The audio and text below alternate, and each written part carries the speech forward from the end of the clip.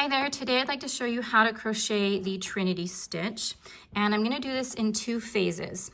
The first phase is going to show you how to crochet the Trinity stitch into a beginning chain for those of you who would like to just start your Trinity stitch right into your chain. And the second phase is going to show you how to work the Trinity stitch into a row that you've already made of, say for example, single crochet stitches. I tend to like phase 2 because I like to make, say, a blanket where I've already crocheted a row of single crochets, so I feel like I have a neater edge to start with, and then I would work the Trinity stitch into those already existing single crochet stitches. So having said that, I do need to mention that the Trinity stitch requires an odd number of stitches for it to work out. So with the chain, however, in phase 1, if you wanted to start out with the chain and work your Trinity stitch, you do have to chain an even number of chains. The reason for that is because your last chain has no other purpose other than to help you turn. So it's not actually counted in for your Trinity stitches. Hopefully that makes sense. So when it's used as a turning method only, then that does leave you with an odd number of chains, which is what we're looking for. So here I have 10 chains, and now I'm going to go ahead and start showing you how to work your Trinity stitch into a chain for phase 1. So this one here is my turning chain, and I'm going to work into the second chain from my hook. And for this first one, we're just going to single crochet. That will give us a nice clean edge along the side. And then we're going to work our Trinity stitch. The Trinity stitch is a single crochet 3 together that is slightly modified, where you will start your hook out in the same stitch as your previous stitch, or in this case, the same chain as your previous stitch. It does not start out in the next chain or stitch. So that's where I feel like it's a bit modified, and I call it modified in the pattern that I use the Trinity stitch for. So begin in the same chain or stitch as previous, yarn over, drop a loop. Go to the next chain, yarn over, drop a loop. Okay, and do this one more time.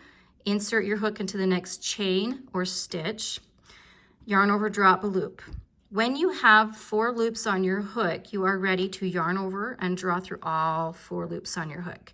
This is now your first Trinity stitch, okay?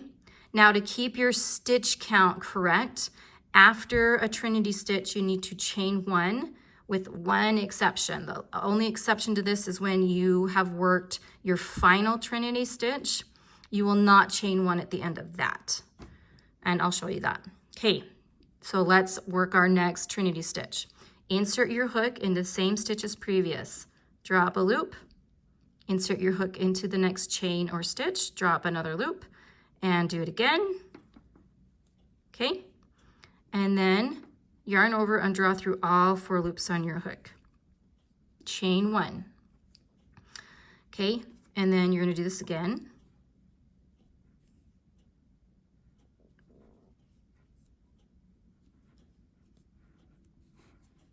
Okay, yarn over, draw through all the loops, chain 1. Okay, and we're going to do this again. Start out in the same spot as your last stitch was. 1, 2, 3. Okay, this is going to be our final Trinity stitch because we have now used up the last chain. And we're going to yarn over here and pull through all 4 loops. And I'm not going to chain 1 here, or it's going to throw off my stitch count. So at the end, I'm going to just single crochet and share that spot with the final Trinity stitch. So the single crochet and the last leg of the Trinity stitch are in the same spot. And this will be the same as how you started. So when we started, we didn't chain 1 after a single crochet. We single crocheted, then begin the Trinity. So there's no chain in between the single crochet and the Trinity stitch at the beginning, just like there is not going to be a chain in between the last Trinity stitch and the final single crochet. And if you wanted to continue, you would simply chain one here and turn, and then you would just repeat the same process. Begin your single crochet here, then begin the Trinity stitch in the same spot here. So I can just show you real quick. So single crochet here, okay? And then you can insert your hook here, drop a loop, okay? And then in the next one, drop a loop, next one, drop a loop, and pull through all four. So here we have our first single crochet in the first stitch, sharing it with the first leg of the Trinity stitch. We did not chain one here. We chain one now, and then all the way up till the last Trinity stitch. Do not chain one. Instead, you will single crochet there, okay? Now, I want to show you in this, this phase 2. So for phase 2, I have worked a foundation single crochet row here, and I have an odd number of stitches. So that's where this is a little bit different. So make sure that you end up with an odd number of stitches, okay? So especially if you're doing a foundation single crochet like I have here, make sure you have the odd number.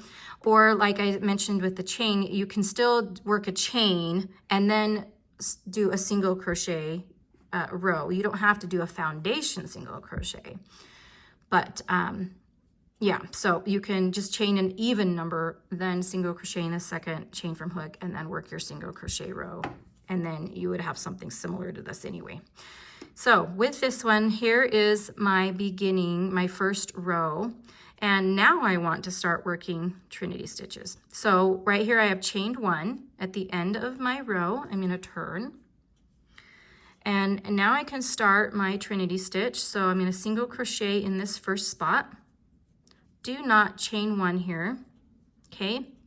I'm going to begin to work the Trinity stitch now. Insert my hook, yarn over, drop a loop, do this again, and then again until I have my 4 loops on my hook, and then draw through all 4 loops. Now I chain one, and then once again, I start placing my Trinity stitch in the same stitch as previous.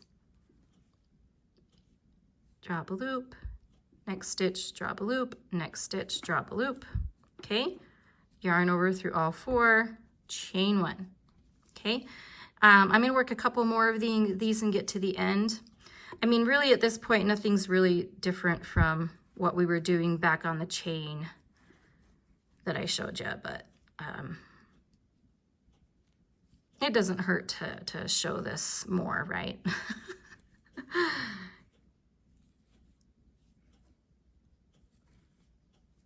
Okay.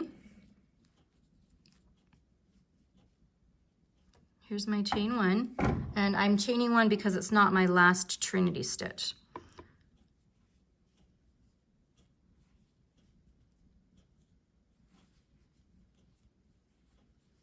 Okay, chain one. Now this is going to be my last Trinity stitch. So I do the same thing as always, insert my hook into the same stitch as previous, and then the next one, and then there's my last stitch. Okay, yarn over, draw through all 4 loops on hook. Do not chain one here, although my fingers muscle memory was about to. Do not chain one on this last Trinity stitch.